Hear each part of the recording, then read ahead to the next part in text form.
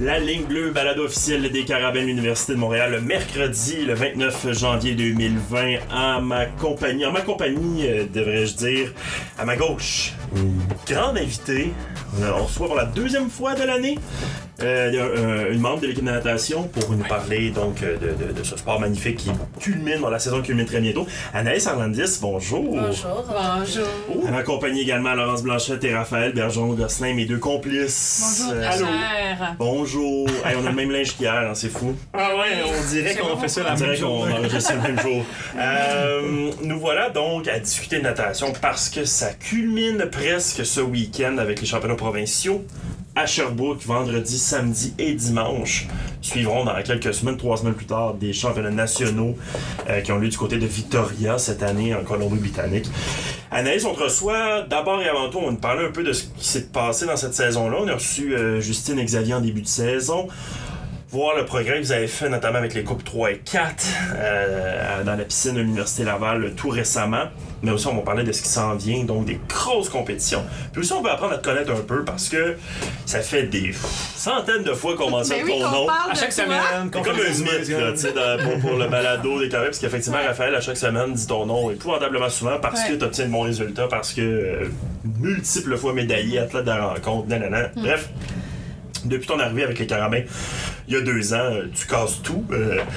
Fait qu'on va apprendre aussi à te connaître un peu par rapport à ça. Mais commençons par le commencement, ta saison actuelle. Donc, c'est 4 coupes qu'il y a eu finalement universitaires avant qu'on arrive au championnat provincial. Comment ça a été pour toi cette année? Es-tu satisfaite de ton rendement jusqu'ici? Ouais, je suis quand même satisfaite des 4 coupes. Je pense qu'on peut être aussi tous fiers parce qu'on a quand même... je pense qu'actuellement on est premier du classement. Chez les dames et au combiné. Après, personnellement, oui, j'ai fait des bons temps, mais je suis quand même assez loin de mes records personnels, on va dire. Après, c'est vrai que c'est compliqué de toujours faire ses meilleurs temps dans des compétitions comme ça, où ça dure 3 heures, on enchaîne les courses et tout. Mais non, je suis contente parce que j'ai quand même réussi à être 3 coupes sur 4 athlètes de la compétition. Oui. Et merci. Et du coup, c'est vrai que ça aide vraiment pour l'équipe et je suis très fière de pouvoir apporter mon soutien à l'équipe. Ben, c'est un bon point que tu amènes parce que on parle souvent de la natation universitaire comme d'abord et avant tout un sport d'équipe, contrairement un peu à ce qu'est la natation quand tu grandis, où là, tu as vraiment le concept d'équipe rendu ici. Une belle contribution également. Et côté équipe, ton évaluation du rendement de l'équipe, t'as dit on a de quoi être fier, effectivement. Première actuellement chez les dames et au combiné, 2e chez les hommes. Mais au-delà de ça, est-ce qu'il y a quelque chose que tu retires de cette saison jusqu'ici en termes d'équipe? Je pense que ça a été un peu compliqué cette année. Comme un peu l'année dernière, il y a une période où on a eu beaucoup de blessés en fait. Là, je pense à Vincent Lapelle qui pouvait pas nager. Il y a Xavier Gauvreau aussi qui a été blessé. Là, en ce moment, on a quelques blessés supplémentaires qui vont pas pouvoir participer au RSEQ.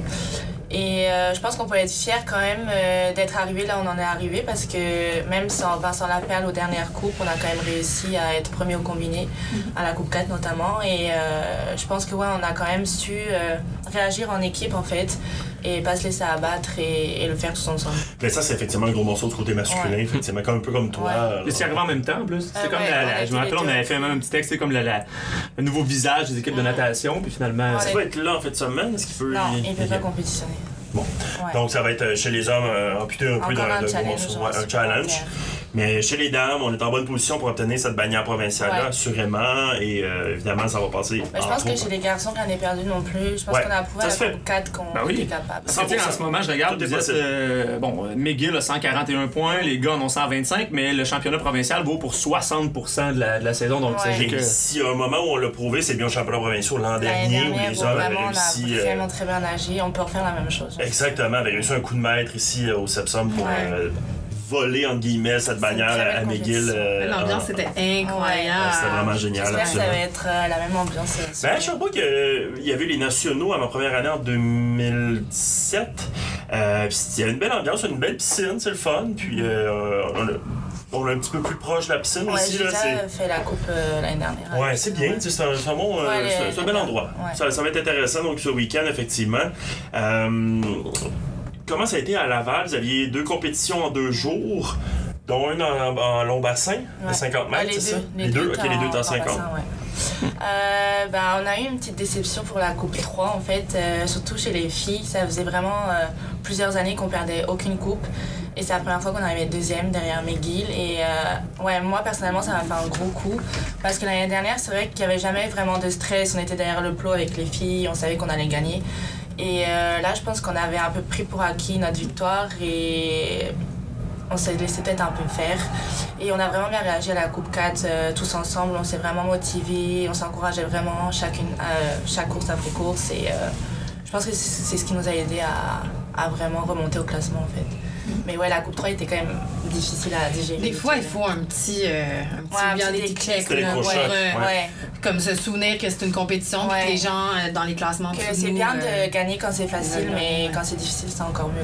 Et ça va peut-être s'avérer, une leçon payante vraiment pour l'étape ultime. Je pense que oui. Qui est celle où on arrive au niveau canadien, où là, il y a beaucoup d'équipes très très fortes. On pense à l'Université de Toronto, celle UBC, la Colombie-Britannique, qui sont des machines avec des Olympiens notamment dans les équipes. Donc ça fait partie d'un défi où il faut être mentalement solide pendant 3 jours, ne jamais se laisser déstabiliser. C'est ça aussi votre réalité. Là, si tu rates ta course le vendredi, par exemple, d'un 3 jours de compétition, tu peux pas te laisser affecter parce que il y en a d'autres. Comme tu dis, il y a beaucoup d'épreuves. Parlant d'épreuves, c'est pas donné à tout le monde de connaître tous les nageurs et tout. Parle-nous un peu de toi. Quel genre de nageuse? C'est quoi tes spécialités? C'est les courtes distances, le sprint? Je suis vraiment passée par toutes les nages en fait. Quand j'étais plus jeune, c'était le 400 IM, ma spécialité. J'ai fait aussi du 200 fly, du 200 IM. Je suis passée par... IM étant les 4 nages... 400 mètres 4 nages. Ouais, c'est ça. Pour les néophytes un peu là. Et fly, c'est papillon. Ouais, c'est ça, papillon. Et je suis passée aussi par du 200 crawl.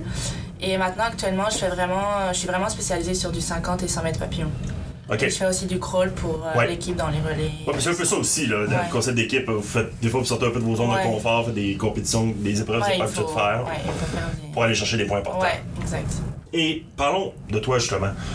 D'où tu nous arrives, parce que tu es débarqué comme une tonne de briques ici à l'Université de Montréal en remportant beaucoup d'honneurs individuels et tout, mais t'as donc, j'imagine, un beau parcours derrière toi en France. D'où t'es arrivé? Je suis arrivée en septembre 2018 ici.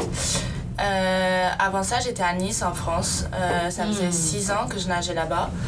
Et en fait, je commençais un peu à stagner niveau performance. J'avais l'impression un peu d'avoir fait le tour de la ville, des personnes, tout ça. Et du soleil. Ouais, non, c'est ça. Ça, tu vois, j'aimerais bien en avoir un peu. Oui, tu m'étonnes. Mais non, j'avais vraiment besoin de changer d'air, en fait, de voir autre chose. Et même niveau études, je pense que l'Université de Montréal est quand même plus réputée que celle où j'étais. Et je regrette vraiment pas d'être venue parce que ça m'a permis de me libérer, de prendre confiance en moi. Et aussi, c'est une expérience humaine formidable. Enfin, j'ai rencontré des gens vraiment merveilleux et j'ai aussi beaucoup progressé, donc je regrette vraiment. Est-ce que tu étais à Nice, toi, comme... est-ce que tu viens de là ou t'étais là un peu comme étrangère, entre guillemets? Ouais, en fait, je viens un peu plus du nord de la France, vers Paris. Et j'ai quitté ma maison à 13 ans pour aller en internat pour faire sport-études, en fait. J'ai fait 2 ans, donc c'était à Dijon, dans la ville de Dijon. Et donc j'ai vraiment progressé la première année parce qu'on augmente les charges de musculation, les entraînements, tout ça. Et la deuxième année, pareil, je commençais un peu à stagner.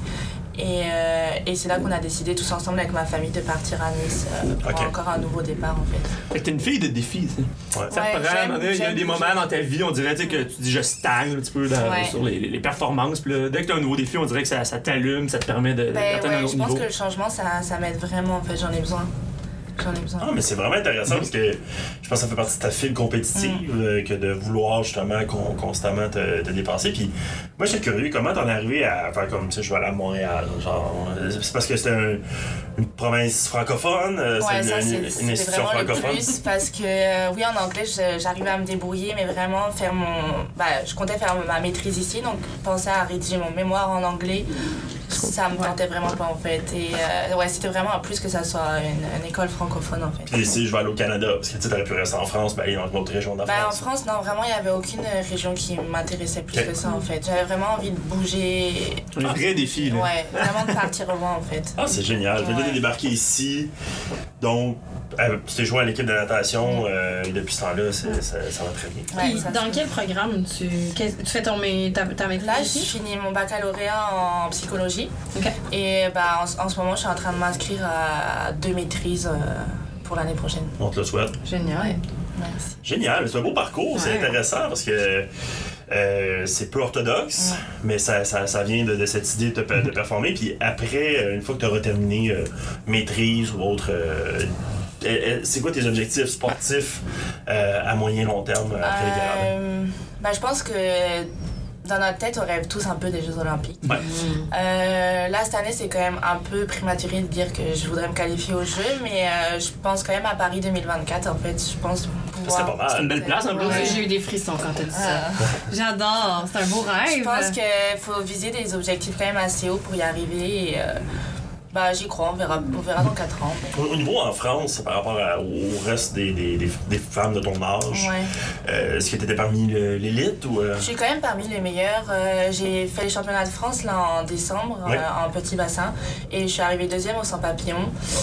Certes, il y avait 2 très fortes nageuses qui n'étaient pas présentes sur 100 mètres papillons, mais j'aurais été 4e. Mais toi, t'es parmi le top 5. Je suis quand même parmi les meilleures et si je continue de progresser, je pense que... Tu peux les atteindre. Puis le classement pour les Jeux Olympiques, ça se fait quoi, 1 an avant? Non, c'est vraiment là, par exemple, les Jeux Olympiques cet été, les qualifications sont en avril. C'est genre l'année, c'est genre quelques mois avant. C'est pour ça qu'elle a dit de préparer pour le cycle olympique, j'imagine. C'est vraiment une idée à ce moment-là.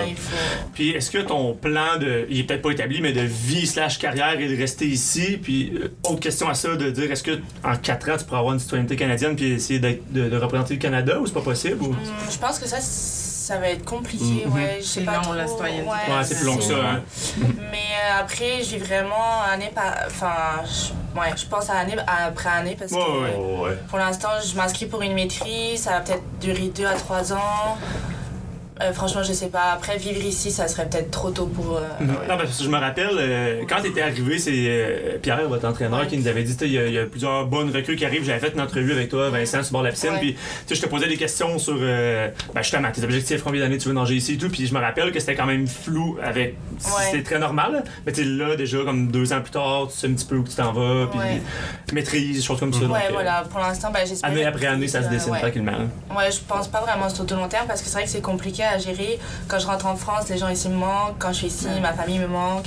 C'est vrai que c'est quand même compliqué à gérer. C'est le commettre à long terme actuellement. Pour l'instant, je sais vraiment pas où je serai. T'as eu, entre la pause, vous avez un calendrier qui commence à l'automne, qui se poursuit en hiver. Pendant la pause de décembre, où actuellement il n'y a pas de compétition, tu as eu une pause finalement. Effectivement, tu t'es rendu en France pour le championnat de France. Puis par la suite, vous aviez un camp d'entraînement, toute l'équipe de natation des Carabins, à Aruba, au Mexique. Dans les Caraïbes. Dans les Caraïbes, excuse-moi. Voilà. C'est ça. Il est perdu. Ça fait longtemps qu'il est allé dans le Mexique. Sud. Voilà. J'ai parlé du Mexique hier, donc je suis tout mélangé. Donc, dans les Caraïbes, vous étiez à Aruba, finalement. On a fait 10 jours de stage, en fait, et ça fait vraiment déjà du bien pour le moral de revoir le soleil. Je sais pas. Je sais pas, je me demande. Nager en extérieur aussi, c'est cool. Ouais. Dans des piscines extérieures, pas dans la mer. Piscine extérieure, ça, piscine.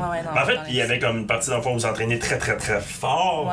Le matin, puis en après-midi, vous pouviez comme plus... en fait, tous les jours, on a 2 entraînements, plus de l'activation musculaire. Et on a eu, il me semble, 2 après-midi off où on avait le droit de faire des activités quelconques. Genre se baigner dans la mer. Comme des... aller à la plage. Des tout-terrains, je sais pas trop, mener des gars qui ont fait des courses tout-terrain. On a eu un petit accident d'ailleurs, mais... ça y est, tu pas trop fort, on dira pas. Mais moi, ça m'intéresse quand même de savoir, ça ressemble à quoi, tu sais, là, tu dis 2 entraînements et tout, là, mais tu une journée d'entraînement là-bas, parce que, encore une fois, on parlait avec Pierre, puis il disait que c'était des grosses journées d'entraînement, là, mais tu sais, concrètement, on se lève à quelle heure, on fait quoi? Cette année, les entraînements le matin étaient quand même plus tard que l'année passée. Je crois qu'on se levait vers 7h du matin, On déjeunait, on allait à la piscine pour l'activation avec Antonin, qui était présent au stage. Ensuite, on allait dans l'eau, on finissait, je pense, vers 10h30. On retournait à l'hôtel, en fait. Il y en a qui refaisaient un deuxième petit déjeuner ou qui prenaient le soleil. Moi, je faisais partie de ceux qui prenaient le soleil. J'aurais pas dit. Après, en fait, on mange le midi, on se repose encore un peu et on retourne à la piscine pour 15h. On fait une deuxième activation musculaire, on renage Et notre journée se termine 18h30, 19h. Là, c'est au moins 6 heures là, d'entraînement physique par jour. Là. Ouais. Que vous bougez et que vous forcez. On se doute bien que vous vous rendez là, pas nécessairement touriste. Là, mais presque 6 heures par jour. Non, c'est ça, c'est incroyable. Ouais. Moi, je me disais, je me doutais bien, mais effectivement, quand on parlait de la routine, c'est vraiment. Après des jours, on est quand même content d'entrer, je dirais. C'est sûr, je comprends. C'est rare que t'es dans les Antilles. Mais j'ai envie de dire, ça passe probablement mieux ce genre d'heure-là à Aruba qu'à Claude-Billard. Ici, par exemple, mouillé. Ouais. Quoique c'est une super piscine, c'est ça, c'est une super piscine, mais vu que j'ai toujours été habituée un peu à nager en extérieur, c'est un peu difficile quand même. Ouais, je peux comprendre. Effectivement, c'est un autre mode. C'est beau néon. Avec Nice, effectivement. Belle lumière artificielle. Ouais, ça fait un peu changement. Mais toi, cette année, donc, tu te présentes évidemment comme parmi les favorites aux championnats provinciaux. Aux nationaux l'an dernier, est-ce que tu avais été satisfait des résultats? Qu'est-ce que tu vises aux nationaux cette année aussi? Nationaux, tu parles de. Canadiens, excuse-moi, les championnats du sport. Du sport, ok. Ouais. Ceux qui s'en viennent en Colombie-Britannique à Victoria.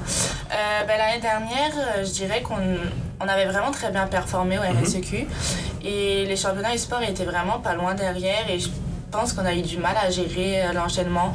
Les hautes émotions. Ouais, c'est vrai qu'on a eu du mal à redescendre de notre petit nuage, je pense, après la RSEQ. Et c'est vrai que c'était une compétition un peu compliquée en général. On a vraiment moins bien performé. Après, c'est vrai que c'est l'une des premières compétitions en grand bassin aussi. Et donc, c'est compliqué de faire le changement. Mais cette année, j'aimerais vraiment nager plus vite que l'année dernière, en fait. Ça se fait en grand bassin? C'est encore les séries en petit bassin et les finales en grand bassin. Mais là, vous l'avez pratiqué à Québec? Ouais, non, vraiment, on l'a plus pratiqué. Puis j'ai fait une compétition en grand bassin en France aussi, après les championnats de France. Et je pense que ça devrait mieux se passer. Et je vise plus ou moins une médaille aux 50 et 100 papillons, et ainsi que dans les relais où on va être en ligne. Ah, c'est génial. Mais c'est sûr qu'on va suivre ça de très près. C'est ce temps de l'année là, où vraiment on sent le dernier droit de votre saison. Ça arrive, là, on est déjà fin janvier, ça passe très vite. Ça passe vite. C'est épouvantable, mais déjà, c'est ça, ce championnat provinciaux-là, ce week-end. On a très hâte, on va vous suivre de très très proche. Peut-être, Raphaël Antonin, est-ce que tu as des conseils à demander, toi qui as commencé à faire de la natation le midi? J'ai entendu ça dans le dernier podcast. C'est vrai? Ben justement, là, dans comme 30 minutes, je m'en vais avec Pierre. Il y a pas des cours comment ne pas mourir, dans le fond? Il y a des cours avec Pierre Lamy, ton téléphone qui sonne une fois par année. Une fois par année, c'est comme ça. Mais je veux juste la refermer, dans le fond. Ben oui! Parce que souvent, ça va rappeler. Mais en conseil, non, mais je pense que ça serait plus. Ça va me prendre des cours, là. Parce que ça serait sûr que certain. Comment faire pour fermer la sonnerie? Débranche le téléphone. On sait pas. Mais là, ouvre le téléphone, ferme le téléphone, puis enlève-le. C'est qui appelle? Chaluotte. Parce que bref. Michel, bonsoir. Donc, oui, parce que en ce moment, avec Pierre, c'est difficile quand même. C'est sûr que je pense pas que je vais mourir à chaque semaine. Parce qu'il veut faire un triathlon. Fait que là, il prend des cours avec Pierre pour s'aiguiser pour être capable de le faire. Pour pas couler. Non, ça va bien, mais sinon, si jamais. Parce que des fois, je vais nager le soir aussi. Si vous êtes là, n'hésitez pas à me donner des conseils. Je suis ouvert, là. Je suis vraiment ouvert. Je peux te donner des conseils en papillon, si tu veux. Ah, mais souvent, les gens, ils partent en papillon, en triathlon, comme les premiers. Non, mais comme les premiers 15 mètres, là. Ok. Ah ouais. Puis après ça, non, on change. Pour faire de la place et être devant. Exactement. Moi, je vais accepter d'être derrière. Non, ça va. Mais ça, n'hésite pas, les conseils sont parce qu'il fait le beau ici avec nous. Là, il dit que c'est un grand athlète, mais que vous pouvez le remettre à sa place. Non, mais moi, je vais voir venir après son cours. Avec les jours. À 13h, ça va être le cas. Peut-être, non, j'ai peut-être une chose. Parce que j'ai demandé à Pierre si je pouvais avoir un casque de bain carabin. Puis il m'a dit que pour l'avoir, il fallait que je fasse les temps qui sont sur le tableau des records en haut. Je sais pas si t'en as peut-être, là. Tu peux pas m'en voler un à Pierre ou quelque chose comme ça. Je vais essayer. Je pense que c'est ça de voler un casque qui atteint les. Je peux lui en demander. J'ai craqué le mien. Let's go! Mon Dieu, en plus, t'aurais le sien, peut-être un porte-bonheur. Ce que j'aimerais, c'est en avoir un, parce que notre collègue Laurent, qui est un ancien nageur, lui aussi en veut un ancien nageur carabin. Mais lui, non, lui, il en aura pas. C'est ça. Moi, j'en aurai un, puis pas lui. Mais t'imagines la déception, les gens vont voir, lui, faire un carabin, là, comme ça. Moi, ce que j'ai dit à Pierre, c'est que c'est pas tous les nageurs carabins qui battent des records, là. C'est pas juste comme objectif, là. Il m'a mis ça trop, là. C'est sûr que, battre un record d'équipe, c'est C'est quand même cher payé. Mais effectivement, donc, on te souhaite bonne chance à Raphaël dans ta quête, mais surtout Anaïs, on te souhaite beaucoup plus bonne chance pour la suite des choses pour l'équipe de natation. Possibilité de 2, peut-être 3 bannières provinciales dès ce week-end. Et encore une fois, ça fait plusieurs années que les filles sont sur le podium national également. C'est du gros moment, des grosses compétitions qui s'en viennent. Mot de la fin en terminant, qu'est-ce qui te rendrait heureuse pour cette fin de saison-là, collectivement, toi et individuellement également? Ça serait évidemment qu'on gagne les 3 bannières, les filles, les garçons et le combiné. Ça serait vraiment énorme de refaire ça par rapport à l'année dernière en fait.